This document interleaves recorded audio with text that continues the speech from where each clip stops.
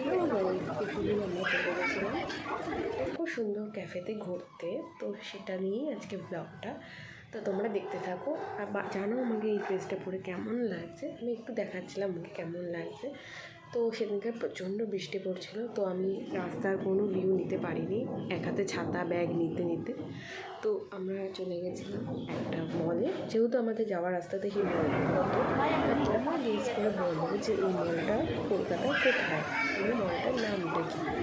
তো এইখানে আমরা বাকি সমস্ত স্টোরগুলো ঘুরে ঘুরে দেখছিলাম, সাথে আমার আরও দুটো ফ্রেন্ড ছিল।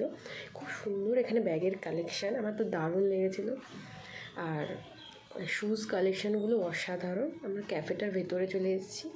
এই ক্যাফেটা হচ্ছে কলকাতার খুব সুন্দর একটা রুফটপ ক্যাফে। যেহেতু যদি খুব বৃষ্টি পড়ছিলো, আমরা বাইরের রুফটায় বসতে পারিনি, ইনডোরটায় বসতে হয়েছে। আর খাবারগুলো জাস্ট অসাধারণ খেতে। প্রচুর অনেক কিছু অর্ডার করেছিলাম, কিন্তু সব কিছুর পিক তুলতে পারিনি, তো যে কটা পেরেছি সে কটাই তুলেছি। আর যে অ্যাম্বিয়েন্সটা খুব সুন্দর। ভিডিওটা ভালো লাগলে অবশ্যই লাইক, কমেন্ট আর শেয়ার করে দিও। Bye bye.